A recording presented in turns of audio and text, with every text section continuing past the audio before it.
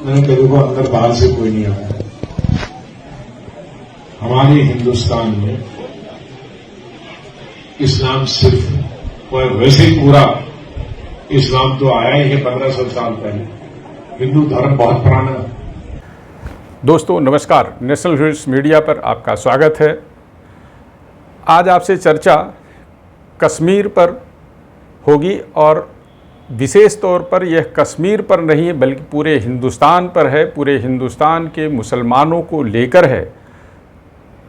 कश्मीर के नेता गुलाम नबी आज़ाद जो पहले कांग्रेस में थे, अब उन्होंने कांग्रेस से अलग होकर अपना स्वतंत्र दल बना लिया है। गुलाम नबी आज़ाद को उनके हिम्मत, हौसले और वतन परस्ती के लिए सौ सलाम है। उन्होंने जो हिम्मत दिखाई, जो हौसला दिखाया, सच कहने का हौसला दिखाया, उसके लिए पूरे भारत से उनको सौ सलाम है। इसलिए कि उन्होंने उस सच्चाई को स्वीकार करने की हिम्मत दिखाई जिसको राष्ट्रीय स्वयंसेवक संघ या राष्ट्रवादी नेताओं की तरफ से पिछले कई दशकों से लगातार कहा जा रहा था, लेकिन कोई इसे, जिसे धर्मनिरपेक्षित कहते हैं, जिसे धर्मनिरपेक्ष राजनीति करने वाले कहते हैं, वह स्वीकार नहीं कर रहे थे। गुलाम नबी आज़ाद ने एक कार्यक्रम के दौरान, एक उनका सार्वजनिक कार्यक्रम था कश्मीर में, उसमें उन्होंने यह कहा कि कश्मीर में मुस्लिम करीब 600 साल पहले ही आए हैं। इस्लाम 600 साल पहले ही कश्मीर में आया है। इसके पहले वहाँ सभी हिंदू थे। उनकी यह बात पूरे भारत पर अलग अलग कालखंडों में लागू होती है। हिंदुस्तान में रहने वाला हर व्यक्ति हिंदू है, उसकी जीन में हिंदुइज्म है।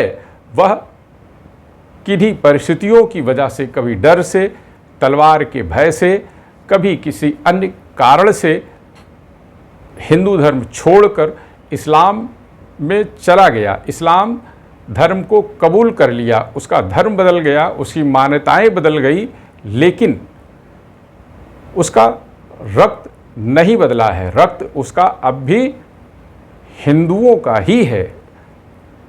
गुलाम नबी आज़ाद ने क्या कहा वह आपको पहले सुना देते हैं, फिर उसके बाद आपको बताते हैं कि कश्मीर में इस्लाम कब पहुंचा। हमारे हिंदुस्तान में इस्लाम सिर्फ और वैसे ही पूरा इस्लाम तो आया ही है 1500 साल पहले। हिंदू धर्म बहुत पुराना है। तो बाहर से आए होंगे 10-20, वो जब मुगलों के वक्त में उनकी फौज में थे। बाकी तो सब हिंदू से ही कन्वर्ट हुए हैं मुसलमान हिंदुस्तान में। और उसकी मिसाल हमारी कश्मीर में है। कश्मीर में कौन था 600 साल पहले मुसलमान? सब कश्मीरी पंडित थे, सब वही इस्लाम कर गए, बन गए। तो मैंने कहा सब इसी धर्म में पैदा हुए।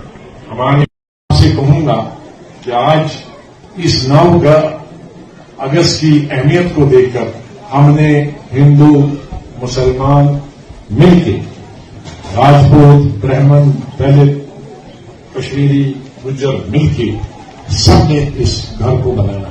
ये हमारा घर है, यहाँ कोई बाहर से नहीं आया। यही इसी मिट्टी की पैदावार, इसी मिट्टी में खत्म हुआ। मैं पार्लियामेंट में बोला बहुत सारी चीजें जो यहां आपको नहीं पहुंचती। हमारे बीजेपी के किसी लीडर ने बताया कि भाई कोई बाहर से आए हैं, कोई अंदर से आए हैं। मैंने कहा देखो अंदर बाहर से कोई नहीं आया। हमारे हिंदुस्तान में इस्लाम सिर्फ और वैसे ही पूरा इस्लाम तो आया ही है 1500 साल पहले। हिंदू धर्म बहुत पुराना है। तो बाहर से आए होंगे 10-20, वो जब मुगलों के वक्त में उनकी फौज में थे।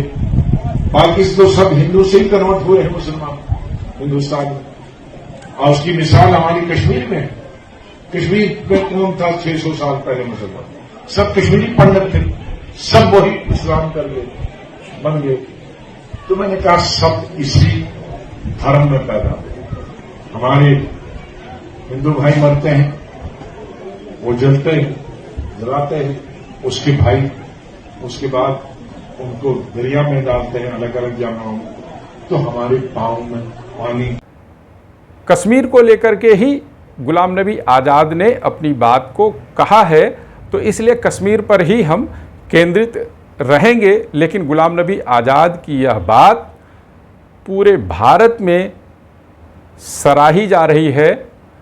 उन्हें उनकी बहादुरी के लिए, सच कहने का हौसला जुटाने के लिए, हिम्मत जुटाने के लिए उनको सलाम किया जा रहा। मैं भी इस वीडियो के माध्यम से सच कहने के लिए गुलाम नबी आज़ाद को आभार जताता हूं और भारत के अन्य मुसलमानों से भी, मुसलमान नेताओं से भी इस बात का आग्रह निवेदन करता हूं कि वह भी इस सच को स्वीकारें कि उनके पुरखे अरब से नहीं आए थे। वह इसी धरती के, इसी सिंधु घाटी की सभ्यता, सिंधु नदी के पूरब का जो हिस्सा है उसमें जो भी रहते हैं वह सभी इसी मिट्टी में जन्मे हैं। इसी मिट्टी से उनके पुरखों ने उनको जन्म दिया है। इस मिट्टी में हिंदुइज्म था, जिसे सनातन धर्म कहते हैं।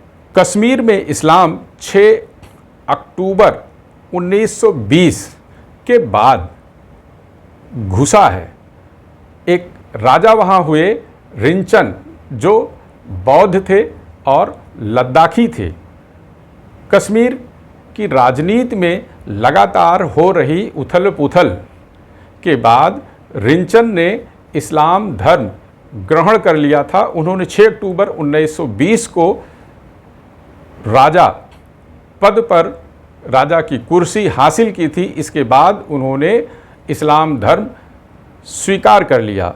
रिंचन का इस्लाम स्वीकार करना कश्मीर के इतिहास में एक बड़ी घटना के तौर पर माना जाता है। वह ऐसे पहले व्यक्ति थे जिन्होंने इस्लाम कबूल किया और कोई राजा वहाँ पहली बार हुआ जो इस्लाम को मानने वाला था।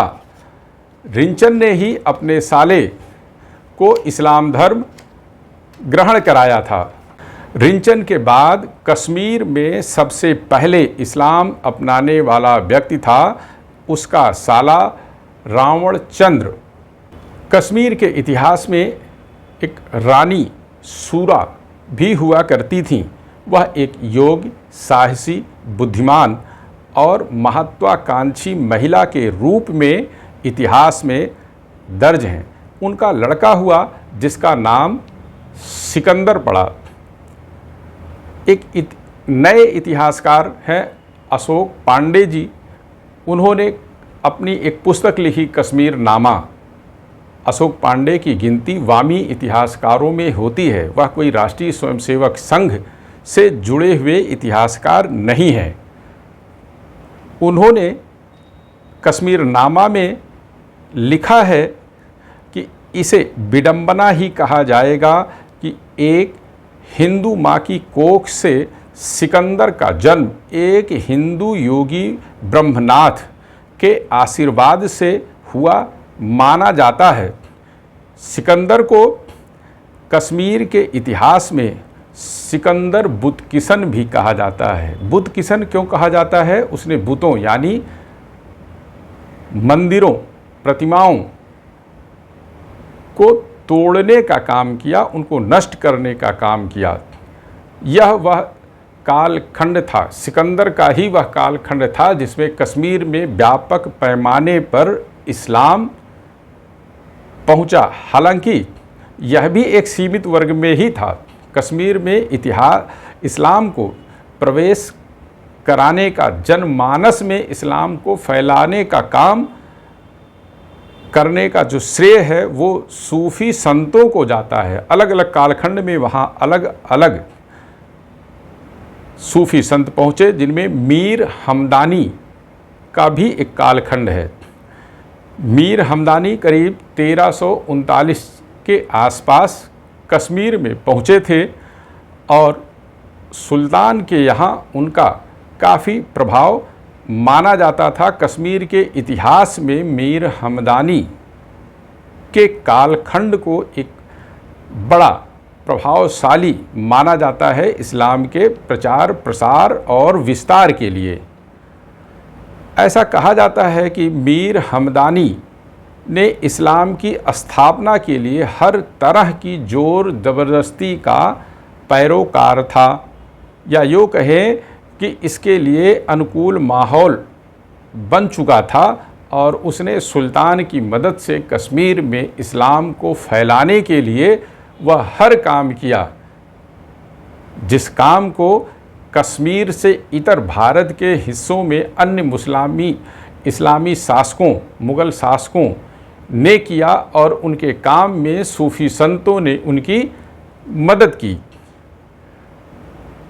12 साल का कार्यकाल सिकंदर का था। उस 12 साल में बड़े पैमाने पर इस्लाम धर्म पनपा, विकसित हुआ और उसके स्वरूप भी अलग अलग तरह के थे। कश्मीर के बारे में कहा जाता है कि वहाँ सॉफ्ट इस्लाम, इसी जिसे कश्मीरियत कहते हैं, नाम इस्लाम था। उनकी पूजा पद्धति भी इस्लाम की थी, लेकिन सूफ़ी संतों का प्रभाव अधिक होने के कारण कट्टरता नहीं थी। कट्टरता बाद के कालखंडों में आई, जब जिहादी प्रवृत्ति ने वहाँ प्रवेश किया। वह जिहादी प्रवृत्ति प्रवेश हुई नेशनल कॉन्फ्रेंस की स्थापना होने के बाद। अब्दुल्ला परिवार की कश्मीर की राजनीति में प्रवेश होने के बाद वहाँ जिहादी प्रवृत्ति ने जन्म लिया और जो धीरे धीरे 1980 के बाद बेहद खतरनाक स्वरूप में आ गई।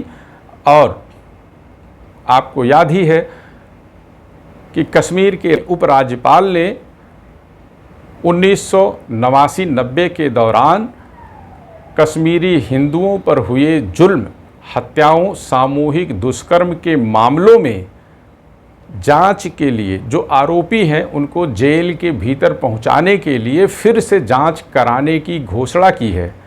उसका व्यापक पैमाने पर कश्मीरी हिंदुओं की ओर से स्वागत किया जा रहा है। भारत के अन्य हिस्सों में भी स्वागत किया जा रहा है, लेकिन कश्मीर में एक तबका है जो उसका विरोध कर रहा है। इसी बीच कश्मीर से एक और अच्छी खबर सूचना आई है कि कश्मीर में जो पहले धारा 370 को हटाने पर यह कहते रहते थे कि यहाँ तिरंगा उठाने के लिए एक भी व्यक्ति नहीं मिलेगा, अब वह मोहतरमा भगवान श्री राम का नाम उच्चारित कर रही हैं।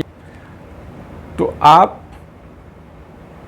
इस वीडियो को शेयर करें, कमेंट करें और लाइक करें। साथ में गुलाम नबी आज़ाद की तरह के जो भी प्रखर, निडर, साहसी और दृढ़ निश्चयी मुस्लिम हो, उनका स्वागत करें, जो इस सच को स्वीकार कर पाएँ कि हिंदुस्तान में रहने वाला हर आदमी, हर व्यक्ति के खून में हिंदुइज्म है।